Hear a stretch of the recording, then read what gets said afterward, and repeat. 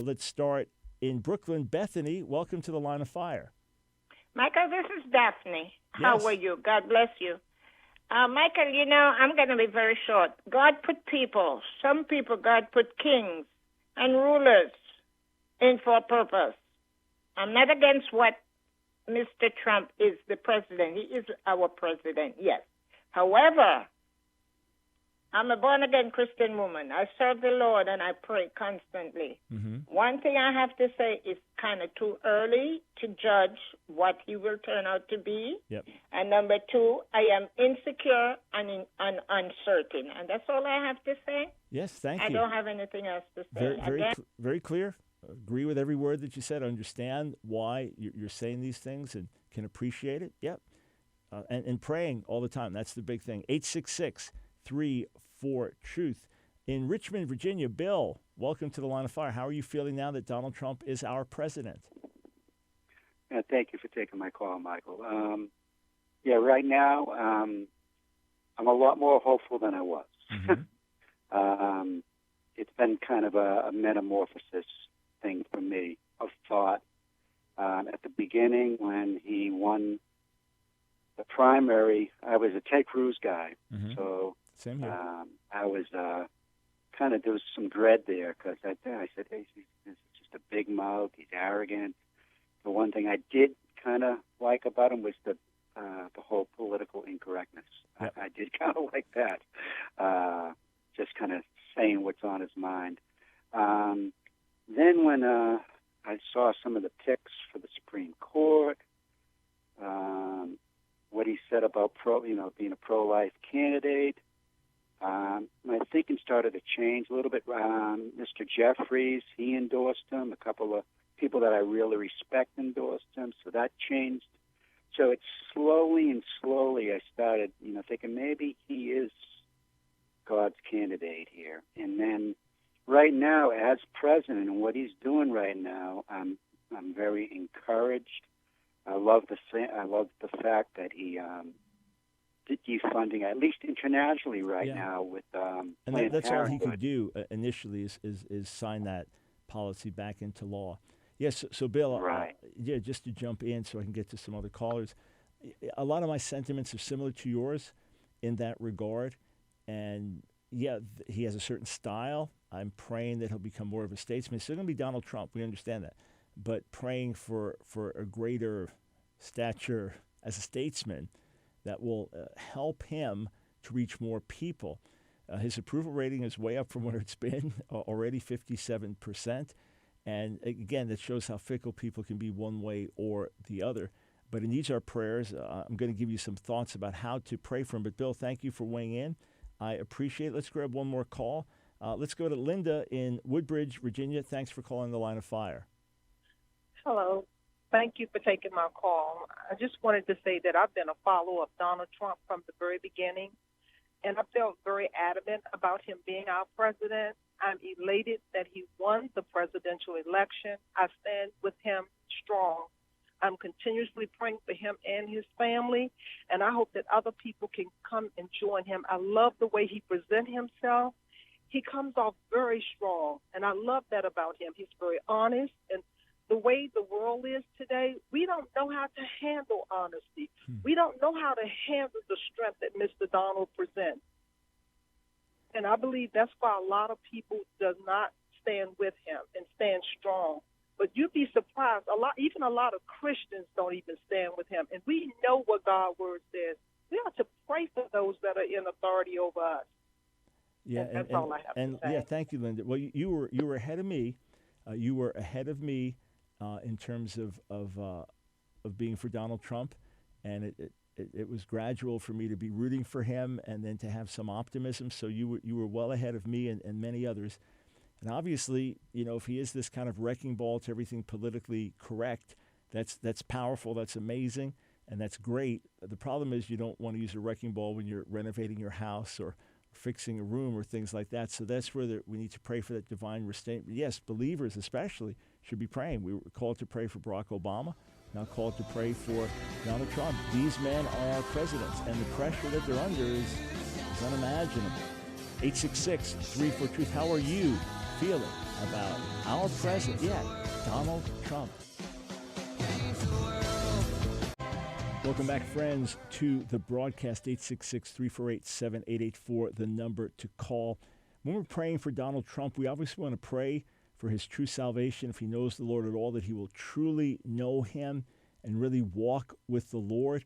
This is what we're supposed to pray for everyone, be it a king or an emperor, an elected official, according to 1 Timothy chapter 2. This is the highest and best thing we could pray. Pray that he'll walk in the fear of God, that there'll be a reverential respect. And hopefully the more he's in the White House and feels the weight of his position in office, I think that'll become more and more real to him. I've had friends meet with him and say, we don't think he's a Christian, but he really fears God. He seems to have this sense of reverence about godly things. So may it be so. May that deepen. And look, there's going to be a battle. There are godly Christians that are around him, and there are other people very worldly that are around him. And there's going to be a heavy push, especially now that he's president, and security issues and trying to shelter him from certain ones to get him away from the godly voices that have gotten him where he is so far. Pray that that will not happen. Pray that he'll be a statesman. Pray that the way he's a father to his children, that he'll have a fatherly heart for the nation and could unify, and that he'll walk as a statesman. He's going to be who he is, but let him do it as a statesman. Let him smash what's politically correct and take on the establishment, but let him do it as a statesman. How do you feel now that Donald Trump is our president? Let's go back to the phones, and let's see. In Boston, Massachusetts, Justin, welcome to the Line of Fire. Thank you very much, Dr. Brown. Really appreciate you taking my call. Yes, go ahead. Thanks. Yeah, initially I was very concerned about Donald Trump. Well, I did not vote for him because I just didn't think it was going to be any good for the country. However, I began to rethink. I'm a Christian. I'm a born-again Christian. I believe that God appoints leaders for a purpose. And Donald Trump is one of those leaders that didn't look like he was coming from God. Actually, all the rhetoric and the background and the history, who he's been, right? Yeah, but just seeing how he starts off, like signing this bill, to defund Planned Parenthood internationally, that alone just kind of gave me a lot of hope. I said, maybe this guy actually could do something for the country. And just the fact that he's just open about it, he's not pretending. I mean, it's the fact that he's open and he's honest. I like that. Yeah, and Justin, I appreciate it. And listen, it's very early, and just days into the presidency, we have to really pray. Of course, the cabinet picks, that's been going on for some weeks. But yeah, he's gonna shoot straight, and sometimes maybe shoot before thinking it through. But then hopefully those are things that he'll grow in as president. No one's looking for him to totally change his personality and suddenly be, hi, my name is Donald Trump. No, that's not going to happen. But again, as he takes on the mantle of a statesman, that would be very, very positive and necessary. Hey, thank you for calling and weighing in. Let's go to Stafford, Virginia. Sheila, welcome to the Line of Fire. Thank you. Go ahead. Can you hear me? Yeah, go ahead. I'd just like to say that I'm excited. My family is excited. My husband and I. We woke up on, the morning after and said, oh, my word, wow. We were a little stunned because it just didn't look like it was going to happen. But it happened. I would not say only did that, it happen, the inaugural speech was pretty much what you could expect. I mean, he went right after it. He really did. Yeah. Well, I was first a military wife. I moved to this area from California almost 7 years ago, and now I'm a law enforcement wife. And before Donald Trump was elected as our president, he met with local law enforcement agencies and told us how much he supported us and our families. And it meant the world. It really meant the world. And it still does. And I'm excited, and I'm grateful to for him to say that and to reach out to us and to say, that not everybody thinks that our law enforcement officers are so evil and like the news is often depicting them. Yeah, and the bad apples get the major play and press. And certainly, unfortunately, often the feeling we got from our President and Department of Justice is almost as if the law enforcement is bad. So, yeah, that's important to honor law enforcement and military. If they're bad apples, let them be exposed. Something bad in the system, let it be dealt with. Hey, I appreciate you weighing in. 866-34-TRUTH. George, somewhere in New Jersey, welcome to the Line of Fire. Yeah, sorry, Dr. Brown, thanks. Yes, I am excited, ecstatic, and elated about Donald Trump, the president. I see what he's doing so far. Look, I'm so glad that my money is not going overseas for abortion, and I hope that his Supreme Court nominee will tilt the scale here in our country and will overturn Roe v. Wade. I know it's going to probably be a civil war if that happens, but that's okay as long as he honors God. I'm excited about it. Our new relationship with Israel, it is incredible. I think at least we're going to have a reprieve for a little while. We don't know how long the Lord's going to give us, but these are exciting things that I see him doing, and I'm really excited about it. Hey, George, I appreciate that. And yeah, if we have had a reprieve of what would have been a real attack potentially on religious liberties and a further push for pro-abortion, pro-gay agenda activism under what would have been President Hillary Clinton, let's not just look to Donald Trump to do things as president. Let's do what we're supposed to do as believers. Let's stand up. Let's be strong. Let's win hearts. Let's change lives. Let's take advantage of the season that we do have. Hey, another thing, what I've read is that President Trump already spoke to the president of Egypt, former General al-Sisi, about working together to fight against radical Islam. So rather than alienating the whole Muslim world, he's trying to reach out to the Muslim world saying, let's work together against radical Islam. Do I have time for one more call? Yeah, sure I do. Let's go to Washington, D.C. Not sure I have your name here, but welcome to the Line of Fire. Hi, Dr. Brown? Yes. Hi, it's me. My name is Carolyn, and I'm calling in from Washington, D.C. Mm-hmm. Dr. Brown, I have got to say that I have never been so sad in my life. Mm-hmm. I feel like this. I believe in my heart. Well, I think everybody has seen it for themselves. The problems, the racism and the division and all the things that everybody are saying and the rioting in the streets and people want to be heard. I think all of this was here before President Trump became president.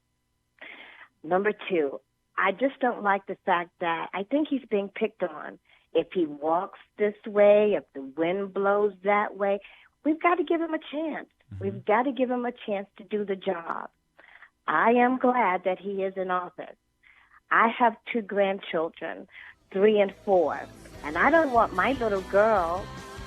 Hello? Tell you what, stay right there. Get to finish your thought on the other side of the break. Hey, everyone, if you're losing us on the radio, keep listening at thelineoffire.org.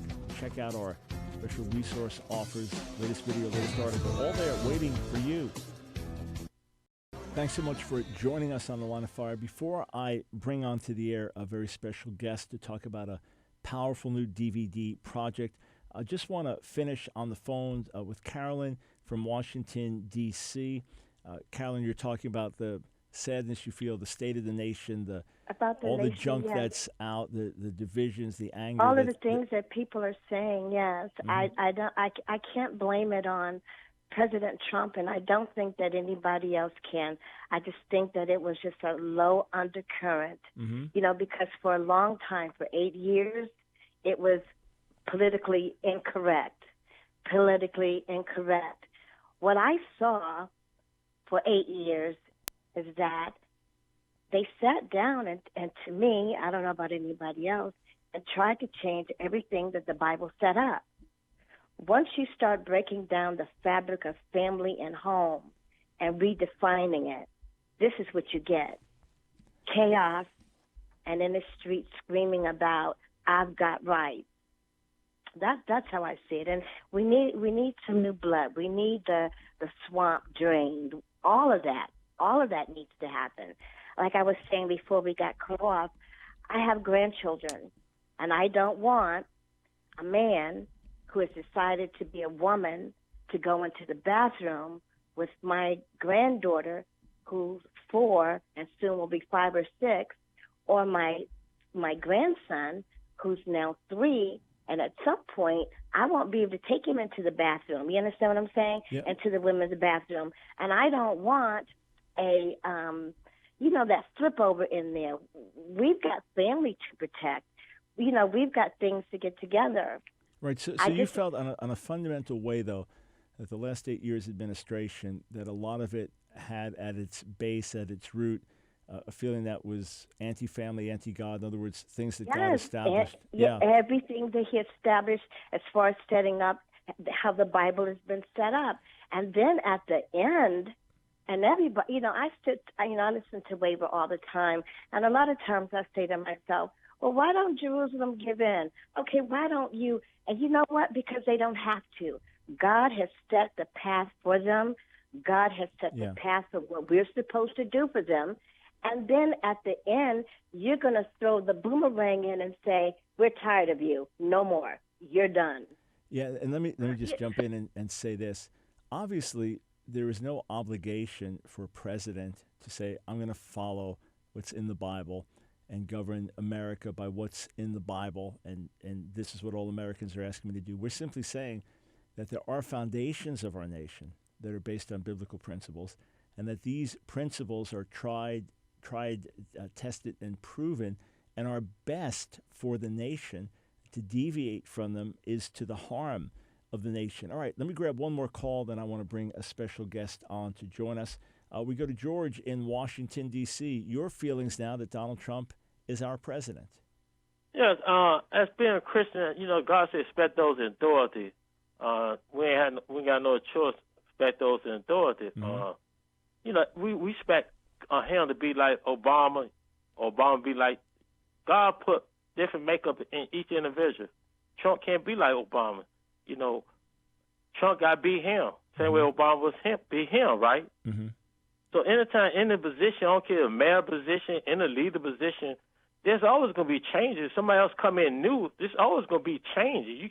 They can't hold on to the old policy of somebody else. That's their guideline, So we got to learn how to respect and follow other people's guidelines. If it's correct, it's not against the Bible, against God principle, but everybody's different. Respect the people. First, respect the office of the president. Secondly, respect the person for who they are without trying to put them in someone else's mold. If their behavior or actions are contrary to God's standards, then we pray for them and we differ with them there. Hey, George, I appreciate your attitude in your call as a believer. Thank you so much.